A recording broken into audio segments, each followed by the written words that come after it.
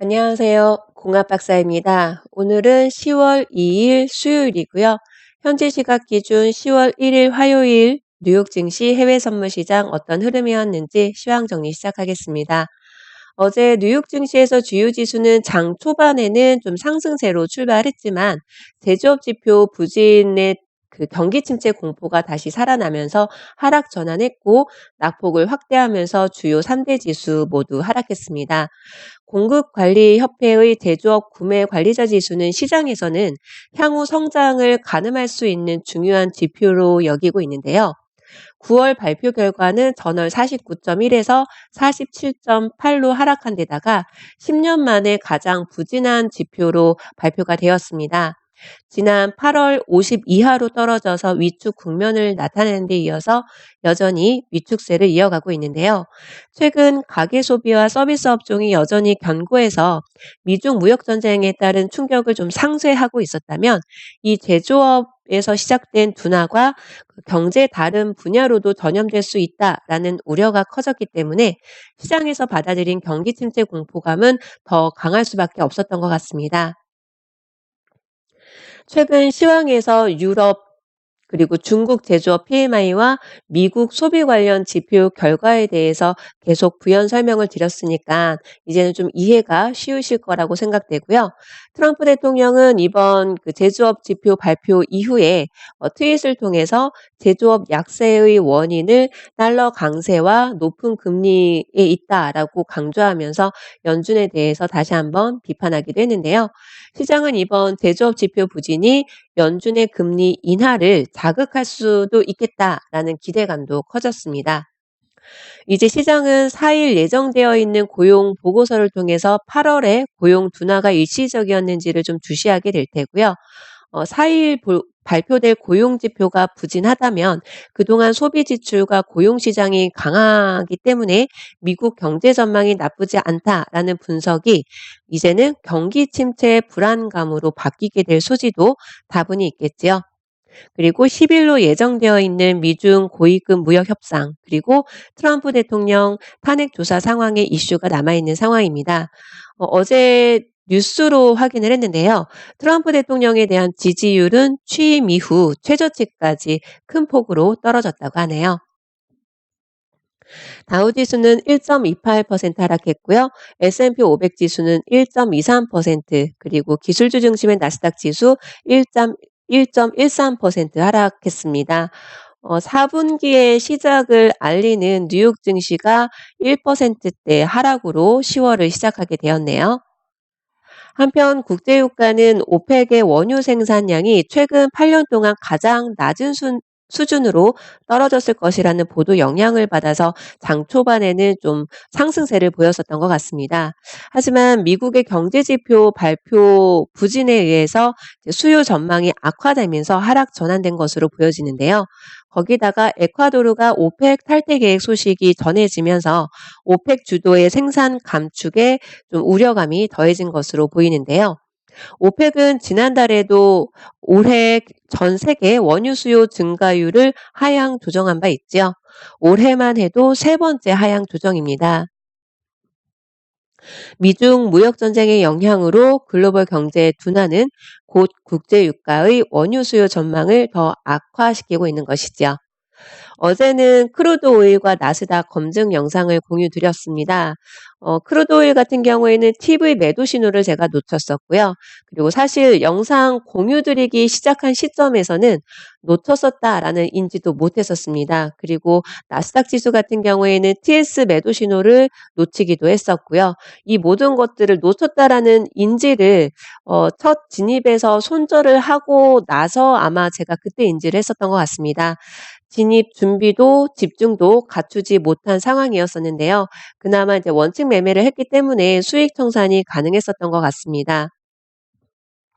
진입 준비도 그리고 차트 확인 모두 매끄럽지 못했어서 더 이상 계속 영상을 공유 드리는 건 의미가 없다라는 판단도 좀 들었고 또 진입 자체를 좀 문제가 있다 보니까 계속 트레이딩을 이어가는 게 좀 하기가 싫더라고요. 그래서 수익 구간 줄 때 냉큼 청산을 했었던 것 같습니다. 나스닥 지수는 만약에 TS 기준으로 매도 진입을 하신 분들이라면 굉장히 큰 수익 구간을 가져가셨을 것 같고요. CP 기준으로 매도 진입을 하셨어도 그래도 새벽 1-2시 사이에 영상을 종료한다라고 감안을 한다면 200틱 넘는 수익 구간이 나와 주었던 것 같습니다.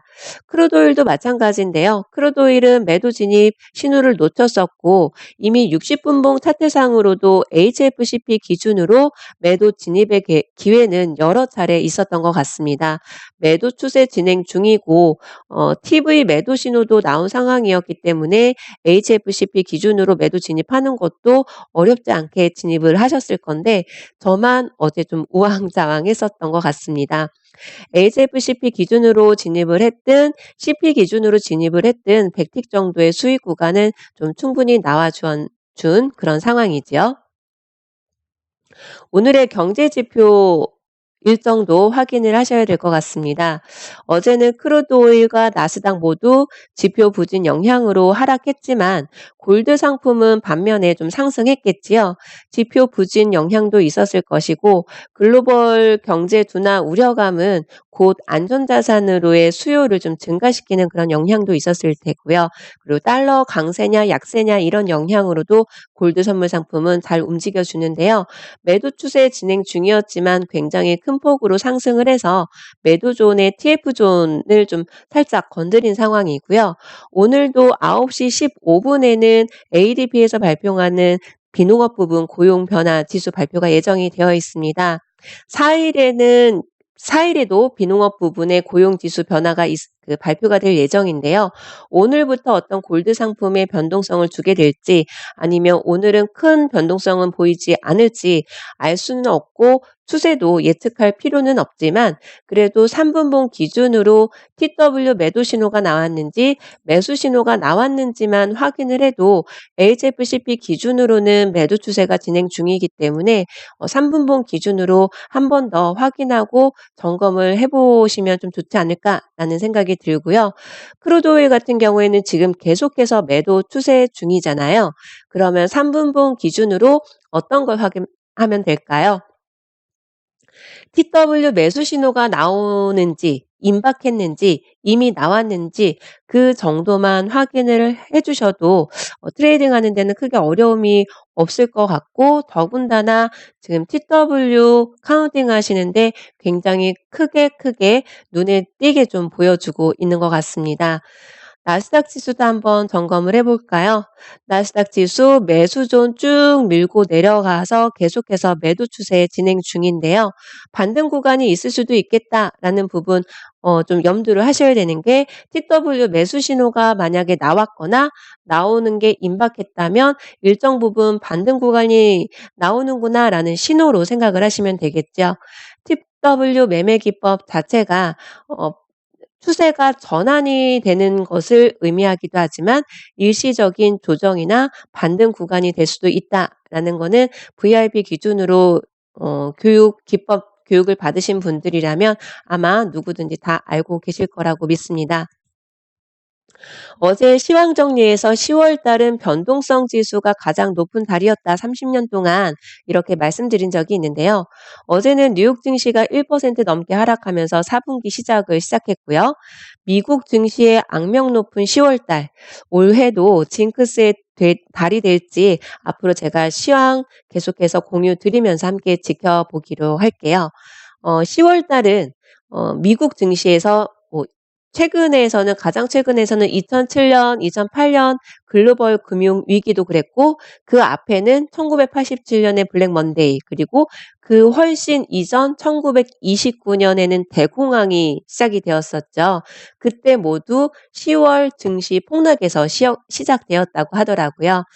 이번 2019년의 10월 달은 이 징크스를 만회하게 되는 달이 될지 저와 함께 지켜봐 주시면 좋을 것 같습니다. 오늘도 원칙 매매로 성공 투자 되시길 응원드리고요. 오늘은 골드부터 수익 구간 나와주고 이후에 11시 30분에는 크루드 오일 원유 재고 지표의 영향으로 또 수익 기회를 주지 않을까 싶습니다. 원칙 매매 잊지 마시고요. 오늘도 성공 투자 응원하겠습니다. 감사합니다.